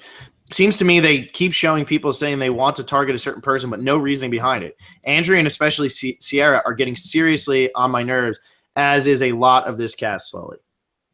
Oh, Andrea's not bothering me too much. Well, you just don't know how to think. I did, clearly. The thing with Sierra is like, no one wanted, like, people didn't want her on the season. They were mad she was on the season because she was quiet and worlds apart. And now she's playing hard and no one's happy. Like, what can Sierra do to make people happy? Yeah, I don't know. And that's kind of why I feel bad for her, too. I think she's coming out guns a-blazing to try to be as entertaining for TV as possible and earn her win if she gets to the end because she knows how she came across last time. And everybody's still crapping on her. And it's like, what do you want? I know. I think Sierra's playing perfectly fine. Like, I good for her. She's doing really well for herself. I'm not mad at her for that. Andrea, I really like Andrea's really grown on me. I don't think she's done anything to particularly bother me. The editing has been this editing has not been good. No. I'll not happy about that. I went on a bit of a rant, I think. Giovanni Rihanna, what was Haley's better Game Changers or Worlds Apart? I would say definitely Game Changers. Probably Game Changers. I need to rewatch Worlds Apart. Worlds Apart, she was always on the bottom and she never had a chance. In this one, like her tribal council things were enough to make her game better than the one in Worlds Apart. Yeah, she could have gone home a lot earlier, but she's excellent at tribal council. Yeah. The important question, Alexa, did you see April the giraffe gave birth? I did. I watched the whole thing. I'm happy to talk about it. Phil, I know you love talking about this. Oh, I love it. It was really incredible. And how crazy is it that this baby giraffe is 5 feet as it exits the womb, and then 1 hour later it's walking. It's incredible. Giraffes are majestic. That's like me. Yeah. Moving on. Philip Houston. Phil, do you like Andrea more this season? I thought she has been amazing in these 2 post-merge episodes so far, even though her plan to blindside Zeke kind of failed and might backfire next week. I like Andrea this season. I do. I don't think she's not like the reason I didn't like her in the other seasons because she talks this big game and then doesn't make the moves until it's too late and she doesn't have the numbers when she could have just made it 2 weeks earlier and totally won the game. That's why I don't like Andrea. And people come up with like, she's this great strategist. She's so good. This time, Zeke kind of forced her hand here and she tried to make the move and it should have worked.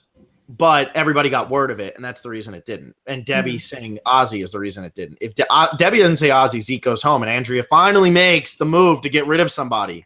But, yeah, no, I'm fine with her this season. Yeah, she's been great. And she didn't break her back when she fell off the rock and the pole, so she's also a bionic woman. Still can't believe she didn't break her back. Austin Birch, great foreshadowing after the immunity challenge when Ozzy was lying dead on the sand. Does this mean Ty will do something big considering he was the one that dethroned him? I don't know.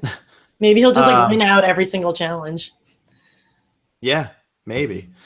Zach Abrams. Am I the only one that sees Aubrey going deep in this game? I feel like she is going to continue to play under the radar, but secretly controlling them without them ever knowing. I can't see her winning the game, but the only thing that is concerning me is the lack of confessionals that Aubrey has had. I think she's set for a little bit. I don't think Alexa agrees, but I agree. I think she's going far, but I don't see her controlling that alliance at all. She hasn't been able to break into any alliance. Yeah, that's true.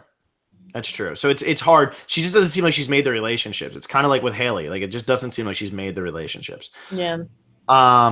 Giovanni Rihanna, would you guys ever streak if you were on the show? I mean, that's the only way I'm getting fed, probably. Production. I'll be like, production. Let's say, yeah, do I get any benefits out of it? Like, I'm not gonna do what Ty did. That kind of seemed just for the sake of streaking. Like if I'm gonna streak, I'm doing it for a purpose. Yeah, exactly. Sorry, Mom. It's like, what did Amanda say? My mom's gonna kill me. Yeah. Yeah. I mean, there's one thing to do what Ty did. There's another one. They're like, hey, we'll bring you food. It's like, all right. It's like, oh, chocolate and peanut butter? Yes, sir. Yeah. Benji Mitchell, will the new Ty at Tribal Council be of any relevance? I think Suri, somebody had said in the live chat while we were looking, said that Suri might have been trying to cause a tie, but I don't see why she would do that because then she's in danger. Yeah, I don't think Suri would do that. And I don't think it's going to come into effect. It could have gotten close if it weren't for the – yeah, they would have taken a little too much last time. I don't know. I feel like they talked about it at the premiere, but it's never been brought up since. I don't think they're going to do it. I don't think it's going to have a big effect. Benji Mitchell, do you guys see the Ko-Rong 3 working together toward the end? I don't. I still don't. Ty and Debbie, yes, not Aubrey. Yeah, I don't think Debbie wants much to do with Aubrey, and I think it's a vice versa thing. Yeah. Giovanni Rihanna, as kooky as Debbie is, her saying that she swallowed her pride is something that Coach and Philip have never said on Survivor. I now respect her a little more after tonight. Heck yeah. Yeah, she's not like a bad player. That's the crazy thing. She's really not. She's just a like very smart person. She just goes. Well, she's a bad. That's what I meant. She's not a dumb person. She is a bad player. That's the difference. She gets so over the top in her ways, but she does like realize like she's very smart. It's just like when she's hungry, she's not very smart. Yeah. Which, same. Let's see. Jason Obermeyer, if there were one or two obvious goats who didn't get to the end and you'd want them to, just because it would be entertaining seeing them get ripped apart, who would they be? For me, it's Cass and Dan from Worlds Apart. Wow. What was the question? It was asking if two goats had one or two obvious goats who didn't get to the end, who would you want to get to the end pretty much? Because it would be entertaining to watch them get ripped apart. He said Cass and Dan. Cass would have been funny. I don't know. That's a tough one. Nyanka would have been fun, but I think she would have given so much back that they might have just all cried and voted for her. God, that would be the only God. If there's a way to make Nicaragua the worst season ever, yeah, we figured it out. Yeah, I don't know. That's a tough question. I would like to see Cass sit in front of a jury though. That would be hilarious. Cass would be funny because like she would give it back at them too. Yeah, which is always fun. Yeah, and Abby possibly. I kind of like Abby. I think she's funny. Abby would be like a mix of Ty and Cass, where like she wouldn't be able to control herself, like she wouldn't be able to like articulate it all properly, and then also she'd be just like screaming at everybody. That'd be fun. Exactly, which would be so funny. That would be really good. Ooh, that's a good one. I have like a couple in mind. I don't know. I like that. Where? There's the comments. Hey, couldn't find them. Okay. I'm going. Hang on. Going all the way back. Because now we finally finished that one. So just going all the way back. There's some really good comments about me going on my rants. Jason Obermeyer wants us to redo the non-winner rankings, but he actually said, can Alexa and Will redo the non-winner rankings? I'm Phil. How do you feel about a lot of people are calling you Will? Which is really confusing because it's Phil all we and do Alexa. Is crap on Will. Yeah. Why would I crap on myself, guys? So the non-winner rankings, is that just like overall players? Yeah, like the people who didn't win. Who's the best? Like I think we had Sesternino and Suri were 1-2. Oh, yeah. So yeah, we could do that at some point. Maybe I'll just make you guys wait till Will comes back and I'll just disappear for 4 months because I don't like you guys. That's why Will left, because he hates you. That's why. Yeah, everybody's been wondering, where did Will go? Why did he leave? It's not because of work. It's because he hates all of you. Yeah, he literally hates everyone. Now that's going to get going and people are going to be like, stop saying that. Anyway, moving on. Let's see. Selly11395. I love listening to you guys. You make Survivor Wednesdays even better. Also, Phil, you are my Survivor man crush. Or my Survivor crush. Oh, Phil. Oh, man. But now I don't have a beard, so everybody hates me again. Yeah, I know. It looks good, though. I know, right? My beard was getting insane. Insane. It looked like, what's his name? Tormund Giantsbane. Like walking around like that. Let's see. Cheddar Slammer. In this season, no one really has a winner's edit like Adam last season. So far, everyone has had their moments. I agree with Phil that Haley going out made no sense when there are other bigger threats left in the game. It was like everyone thought they were on each other's side except Haley and Michaela, so they became the targets.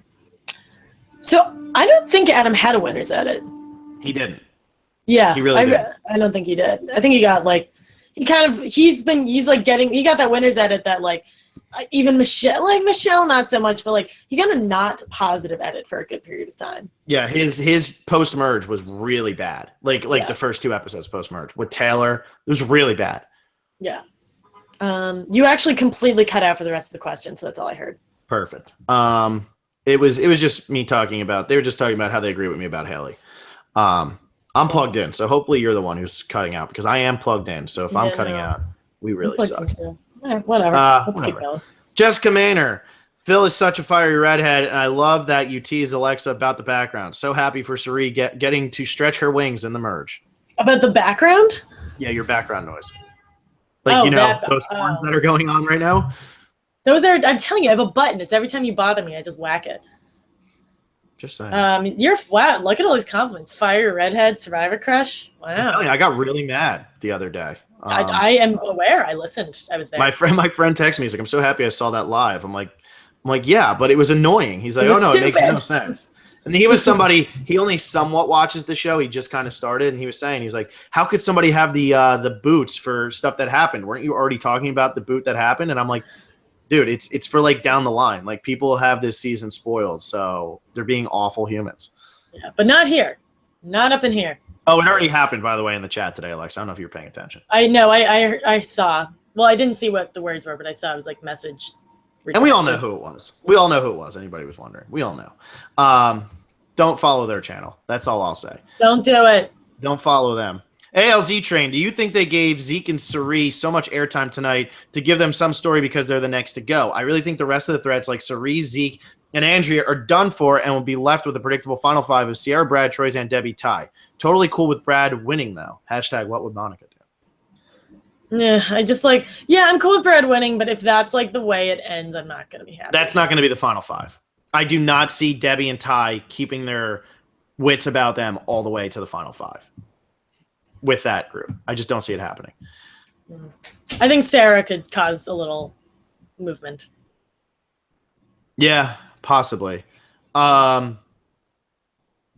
see here. Megan Vandermeer. I love you guys. I'm a South African living in Abu Dhabi, and now I have got my husband listening to you guys as well. Yours is one of the better podcasts that reads the comments and considers other people's points of view. Thanks for doing a great job. Oh, thanks. Hear that, Phil?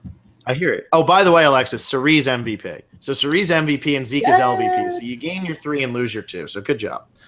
So that's a net 1. I'll take it. Yeah, you're still killing it in last place. Let's see. Neo Kuru, why is Ozzy out? Debbie wanted the credit of taking Ozzy out so bad. She even wasted her extra vote just to be seen as the mastermind behind Ozzy's vote. So that is a good point. I think that is the reason Ozzy went home, is just because Debbie wanted to be able to go back to this and be like, that was my move. But the thing is, like, why is that a bad thing? Everyone wants a move that's theirs. That's not a bad thing. Natalie White had her move. You just said that. Zeke wanted to make his move. Her move was successful. Yes, her extra vote wasn't used correctly, but it wasn't wasted the way that the others were. Debbie wanted that as hers, and that's fine. Now Debbie is the person who voted out Ozzy. Zeke is the person who voted out Sandra. That is a good thing for her. I know everyone's just pissed that it's Debbie who did it, but that was a good move. No one can deny that. Yeah, no, I totally agree. Getting rid of Ozzy is always it makes me mad that like people are just mad that it's Debbie who did it. Like if it was Suri who did it or Andrea, I don't think people would be as mad. No, I would be mad. Gamer Girl, why does it say Will and Phil and Will break down the episode in the description? Is there a hidden Will in this podcast somewhere? Yeah, he's actually sitting behind my computer, like telling me what to say. Yeah, that was my bad. I got to fix that in the other one. I fixed it in this one. I forgot to fix it in the other one. Oh, it always says Phil and Alexa. Come on, Phil. Phil's trying to run me out. I was trying to, you know what it was? I was rushing because I knew you had to go to sleep and you were complaining the whole time. Oh my God, you're throwing me under the bus. And I don't like I know. I'm just like defaming you right now. She has not said any of this. I'm just totally. I don't complain. That's someone else who's not on this podcast. Yeah. Dylan Randazzo. Weirdest form of pay it forward ever. Debbie moons Ty. Ty flashes others. Who's next? Oh my gosh, that's funny. Troyzan's next. Didn't they say that? Troyzan's next. Oh God. Giving the people what they want. Oh my God. That was something. Owen Azell. Is this the beginning of redemption arc for Michaela? I hope she makes it to the end, but if she can't win, it has to be Suri. I think she's getting a slight growth arc. I just don't know how it's going to end. Yeah, I definitely think it's more of a positive. And if she plays again, they'll probably try to work that in where it's like Michaela went from like not knowing what she's doing to the biggest blind side, then learning under Suri, and then like winning the game. Mm-hmm. So I could see that being an overarching thing. Dylan Randazzo, Sarah reminds me of Spencer. Comes in the game wanting to be the villain of the season, but instead transforming into more vulnerable, relatable heroes. Rewatch that second season. I don't know when Spencer became a vulnerable, relatable hero. I know he had the other way around. Everyone started hating Spencer that time. Yeah, that was bad. Gamer Girl doesn't remember any of Ty's confessionals that night. You got to go back and rewatch it. He has a lot. Let's see. Eduardo Andrade. Do you think that Suri Michaela talk was almost like a passing of the torch, that we could see Michaela evolve into the Suri we see now? That would be really cool. It could. It could. Args13 goes on to talk about my beard in detail, and I'm not offended. Args13 then says, was I the only person who was getting Gretchen vibes while the votes were being read at Ozzy's Tribal? And that's a really good point, because that's exactly how Gretchen was reacting. She was like, wow. Like, just kind of like, how is this happening? Yeah. Wow. Throwback. Yeah. Kyle Roberts has a really long confessional here, but it's about Sierra getting no credit for her gameplay, and you should read it because it's very right. It's just very long. Dalving, I'm just happy that Sierra is finally her own person and not afflicted with Stockholm Syndrome like she was in Worlds Apart. See, there's more credit for Sierra. I'm glad people are... And no one agrees with that. No, I'm glad people are appreciating her, because I've seen a lot of hate towards her, but I think she's playing a good game, and I'm glad people are noticing. Yeah. Let's see. We have okay, we answered that question. Because we did our 4-4-3 thing. Anthony Cusada, I'm beyond the buff.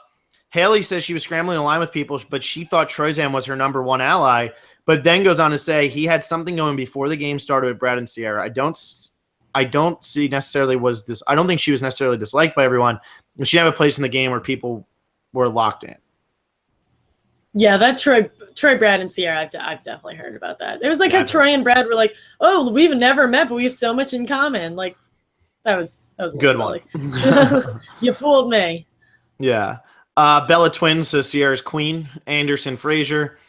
I'm not going to jump to conclusions, but could Debbie have a shot to win? Even if it's small, she made a move tonight, and no one is targeting her. Her edit picked up, and she's playing a lot smarter. I've got Brad or Troy, but she could be in the running. We talked about that. We don't think so. She's more of a shot than Zeke. More of a shot than Zeke, but still putting them both at 0. Let's see. Team Paul 17. Here's my take on the Brad Ty benching. Phil mentioned the possibility of the pair getting some manner of benefit for sitting out. However, even if I'm eating, I'm still playing. I see Brad and Ty walk off, and I'm instantly suspicious that they did get something. Having them within a few feet guarantees that volunteering to sit out seen as purely a sacrifice and not something promising them a bonus. That's a good point to that extent. I still think that it was just kind of a pointless thing, and people are still going to think that you're getting the benefit of votes at the end, but. Jake Roush, I really want Aubrey to win. I hope she starts to gain some power and make some moves. She's been quiet so far. It could. I hope so. I don't know. I'm seeing less and less of a possibility, but I sure hope so. Yeah. Stephen Holt says that Haley was voted out because she was cute. That's unfortunate. And the girls were angry. Patrick Dooley, love Survivor and always watch, but I really hate this season. Aside from a few exceptions, I just don't think there are many good players. Zeke always looking to make a big move. Big moves don't equate good moves. I'm rooting for Suri at this point. Production is too involved. I definitely think production's too involved. Definitely think so. I've only rewatched like the first 20 minutes, and just the whole that whole merge thing. I know that has no effect on the game whatsoever, but it has no effect on the game whatsoever. So why did we do it? Yeah, that's what I said. It's a short. It's cheating on your wife one time to ruin a relationship. That's what I'm saying. It's the instant gratification as opposed to ruin a long-term thing, and that's what this season did. Wow. That's what I'm saying. That's what Survivor did. They cheated on their wife. They lost Malcolm forever. And what did it do in the long run? Made you depressed and sad and everybody angry. And every time Malcolm comes up, everyone gets sad. Exactly. Let's see. We have Caitlin Wiggle. Those polls during the immunity challenge had some serious gear. Seriously, compared to the polls in Cook Islands, it's no wonder people couldn't hold on very long. And that's something people were talking about. When Ozzy set his record, the polls were way thinner. So he actually had like a bigger foothold and could like wrap his arms around. This was like much tougher. Yeah, this was like a big bear hug around it. Yeah. Leo Tube, I want to see Aubrey and Suri work together and kick everyone's ass. I'd love to see them in the final tribal council, but I'm not sure about my third pick. Maybe Michaela or Andrea. I don't know how that would happen, but that would be great. That would be pretty crazy. Patty Renshaw, Zeke tanked his game by trying to be in the driver's seat instead of hiding behind Andrea and Suri. That's another thing, too. He's saying that Andrea and Suri are the bigger threats, Work with them then. Let them be the bigger threats and get rid of them once you officially have the numbers. Don't get rid of them now. Just too hide early. behind them. They hide behind them. Suri, like in any other world, Suri goes home before Zeke does. Yeah, exactly. So let it happen. Brochacho Survivor, once again, the extra vote fails because Debbie didn't need to use it. It failed somewhat. It still kind of succeeded a little. Yeah, I don't consider it a failure. Yeah. Brochacho Survivor, I love Sierra. She's taking control. Her problem is she's let everyone know it.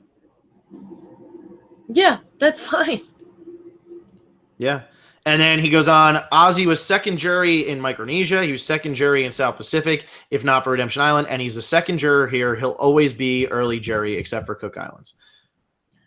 Yeah, I mean, that's like the way, that's Ozzy's thing. Because you need him in the pre-merge, and then once the merge comes, you immediately need to get rid of him. That's like his safe zone. That's where you get rid of him. Yeah. No, it's very true. And the only reason it worked in Cook Islands is because they absolutely needed him. Connor Nagel, I feel as though Brad may actually be getting a Cambodia Spencer edit. After reading all the exit interviews, they have all said that Sierra has Brad wrapped around her finger and is almost a go. Why do you think they're giving Brad a hero edit if these claims are true? I will say, because if Sierra goes home and Brad gets to the final 3, Brad might win without Sierra being there. Yeah, I think the word GOAT is used a little too liberally now. I don't think he's a GOAT because I think he could win against a large majority of people.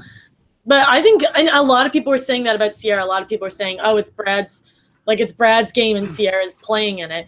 But we've seen that either it's very equal or she's calling the shots, or maybe it's shifted back and forth. Who knows? Yeah. I don't know why you'd be playing up Brad, though, if Sierra goes on to win this game and sits next to Brad at the end. So, Giovanni Rihanna, this is another Cagayan situation with Sarah floating around. Is she going to overplay and lose the game in terms of jury votes? I don't think she will, because I think that time she was so arrogant about it, and this time she learned from it and is like, I'll play the same game. I'm just going to be really quiet. Yeah, I think she's very self-aware. I don't think she'll cost herself jury votes, but she is playing a different game than most people in this season. And she could either sell that as look, I was able to get here by playing differently than everyone else, or no one will vote for her because she was never in a real alliance. Mm-hmm. That's a good point. We've seen it work both ways when people get to the end. Giovanni Rihanna, is Coach watching Debbie just thinking that that's his soulmate? Coach and Jerry are meant to be. Yeah. Giovanni Rihanna, if Suri can get far enough, she can beat Ozzy for the most days on Survivor. How? So Ozzy ended at 128, you said? I think it was 128. I think that's what I just read Fishbox thing. What's Suri at? She's got to be close. She's got to be close. I know she made it to 39 and 38. And then not 10, 9, and here's what. Yeah, that one was early. Was she 18th or 17th that season? I think she was the 17th. Third person booted. Yeah. Was she third? Wow, the Heroes lost. We lost Sugar, and then Stephanie. And then I think was it Randy? Oh, you think it was Randy then? Sorry, someone tell us. It's an easy one, but I always forget who went there. Yeah, so she could definitely do it. I don't know how long she'd have to make it, but she could definitely do it. Yeah. Let's see. Loki Lokinen, who you guys think will get to the final 3? Brad or Sierra. One of them. I don't think both. I think both are actually going to get there. And I actually could see this being Troyzan, Brad, and Sierra in the final 3. Or I could see one of them ended up getting booted and a Too Good to Be True Suri sneaks in, maybe an Aubrey sneaks in, Sarah, Michaela, one of those people is going to sneak in, I feel like. I don't think we're going to get Andrea making it that far. Zeke's not going to make it that far. Debbie, I don't think will. Ty could maybe sneak in with all his idols that he still has. But that's really all I say. I think some combination of Brad, Sierra, or Troyzan, one of them flips on one of them. I don't think it'll be all 3 at the end. I think 2 of those 3 could be in the end. Yeah, that's probably more accurate. I mean, if all 3 of them make it to the end, that's a really impressive pregame alliance. Because me and Will talked about pregame alliances before Cambodia. And there's only so much you can do with a pregame alliance because eventually the game's going to take over and you have to say to yourself, I need to get rid of this person because it's just better for me. So for them to have a pregame alliance to start, have two of them start on one tribe, one on the other, swap around where one of them still hasn't played with either like Sierra or Brad, and then get together at the merge and then run to the end. It's pretty crazy. Mm-hmm. Yeah, for sure. Loki Lokanen, how funny is it that Troyzan was really good in the challenges at One World, but seems to suck at them this time around? He's a solid 5 years older, and that doesn't seem like a lot, but when you hit a certain age, 5 years is a lot. Yeah, and this is a pretty, like, I'd say an overall pretty athletic group, too. So he's competing with really good athletes. Yeah. Let's see. Loki Lokanen wants to know which Breaking Bad character we'd like to see play on Survivor. Have you watched Breaking Bad? I have. Ooh. I'd like to see, this is going back to the GOAT thing. I'd like to see Skylar get on the show, make it all the way to the end, and get ripped apart by the jury. I'd like to see Saul. Oh, Saul would be hilarious. Saul would be incredible. That's the best part. He'd be so entertaining. Now I need to go watch Better Call Saul. I forgot to watch the second episode still. I've never seen Better Call Saul. I'm not a spin-off fan, so I was afraid of it, but people love it. It's so good. I love it. LK Bradshaw, I thought I would never say this, but Ty is playing the best game. He's a triple threat. He's great socially. Everyone loves Ty. He's a great physical player. He's really good at challenges. Though not very strategic, he's good overall. He has two idols that no one knows about, and he's been on the right side of the numbers in every vote so far. I think many people are underestimating Ty and the game that he is playing this time around. I totally agree. I probably am underestimating him, and that's because I think the other players are going to underestimate him, and that's unfortunate. But I think they're starting to really appreciate Ty. He beats Ozzy in that challenge. Troyzan called him a legend. You know, he said, I guess they fall in the legend category for this. He's saying that to the whole tribe. Andrea is saying her positive thing about Ty. Ty saving Sierra and Brad. Yeah, they might have told him, but if Ty gets there sitting next to Brad, that's an easy thing to argue, even though I don't know if he'll be able to. I do think Ty is playing a very, very solid game right now. He's playing a significantly improved game. I'll give him that. Yes. Mm-hmm. Not an A+, but he's getting better. LK Bradshaw. Alexi, you're great and offer so much insight to the podcast. Phil, you're okay too. That's fine with me. Thank you. Okay, Bradshaw. See, Cherie, the legend has arrived to the game. Can we say subtle moves? Yes, we can. Subtle moves. Nobody's seeing what she's doing, and it's awesome. ALZ train, 125 days in Ozzy's Survivor career. Can't help but be a little pissed at Zeke. I think his personal need to make a big move not only cost Ozzy's game, but also Andrea and Cerie's. Heck yeah, it did. Yeah. Jake Larson, I could watch a whole season of just Haley on Ponderosa. It's better than her on the island. I would watch it. The Ponderosa was pretty short. Yeah, I like Ponderosa. I like that they're doing it this way as opposed to how they used to do it. It's more fun. Zayd and Z, did you like Ozzy more this time than which seasons? Which did you like Ozzy more than this? Okay, so which one? What was your favorite version of Ozzy, and where does this one fall into it? I think Cook Islands is my favorite Ozzy. Totally agree. Ozzy 1 is the best. I think this is his second best. I'd say South Pacific is third, just because I didn't like the whole religion thing, which wasn't really him. He was the one who was like kicking everything down. I just didn't like. I liked him, but he also voted himself out to beat somebody and then gets voted out immediately, just wins all the things. So I didn't really love his storyline that season. And then Micronesia, that's bad Ozzy. That's, yeah, oh man. That is no good Ozzy. That's like Heroes versus Villains James, like just not good. Yeah, exactly. When are we getting James back? God, I love that. We were just texting about that. Like, I miss those, like the Amanda, the James, like, God, I miss those too. Anthony Cusada, do you guys find it strange how so many people are having a hard time forming relationships and alliances? I don't, because they haven't had that much time to play with each other. I think it's strange. I think it's strange that there's only been like one alliance so far. I just think there's so much going on here with how many times things have flopped around that I don't find it as strange as I would in a normal season. Yeah, I mean, I guess it's just strange, like from a viewer perspective. Like I don't love that there aren't any alliances. We have Zayd and Z. Why do you guys hate this season so much? I think it's one of my favorite pre-merges ever. I also think all the cast that people weren't so happy about kind of turned it around. Also, the spoiler thing just said Sandra doesn't win a third time. Thanks for creating. I was like, oh my God, Phil, what are you about to say? I know, right? I had to make sure that that's what that was. But I didn't like. Yeah, I get like some people like it, but you always say I don't like good TV. I want like real characters, and that's what I want. I want real Survivor. I don't want good TV. And yeah, that's good TV, but when you're connected to these characters, you don't want them to go out that way. Yeah, I am vehemently against good TV, and it's like that phrase sounds bad, but like on a reality show, which like Survivor kind of is, I don't need good TV. I want to watch Survivor, and I feel like I'm watching good TV. Mm-hmm. Gamer Girl, are Alexa's sirens coming for the spoiling trolls? Yes, that's what happens when you get banned from the Survivor specialist. That's when the sirens happen. I send the police after you. Yeah. Zayd and Z, were you guys rooting for Michaela at all? I was literally pumping my fist and cheered when Haley was voted out. I didn't want either of them to go. Yeah, I was not pumped that Haley was leaving. I mean, I'm glad Michaela stayed, but I'm not happy that came at the cost of us losing Haley. Totally agree. Anna Mark, if Brad gets the final 3, can he win if he's a millionaire? I think he can. I think he's likable enough. I think it's just slightly shifting away from the money and towards the title of Soul Survivor. I think I had like a big rant about this a while ago. Like it can only, I don't know. I don't think it'll affect him.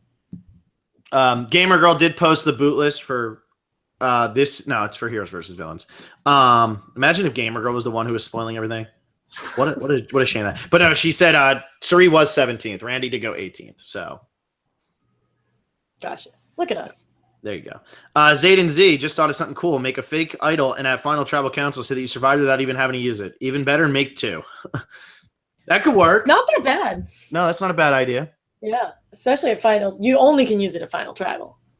Well, no, he's just saying, like, prove that you made it all the way to the end, sitting there with an idol in your hand. It's like, guys, I didn't even have to use this, and I made it all the way here. Oh, yeah, that's what I meant. I guess Troyzan can do that, I think, this season. ALZ Train, my Final 4 dream of Ozzy, Zeke, Andrea, Suri is now crushed. Instead, we will get the final 6, which Cesternino has dubbed the people we never thought we'd see again. Of Brad, Sierra, Troyzan, Sarah, Debbie, Ty.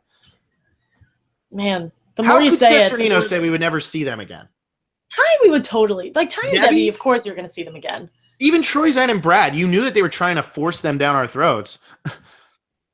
Yeah. Gosh. Cesternino with the bad input there. But that's our last comment. Wow. So we didn't update the boot list. We didn't update the prop bets, but we will. Those will be do it.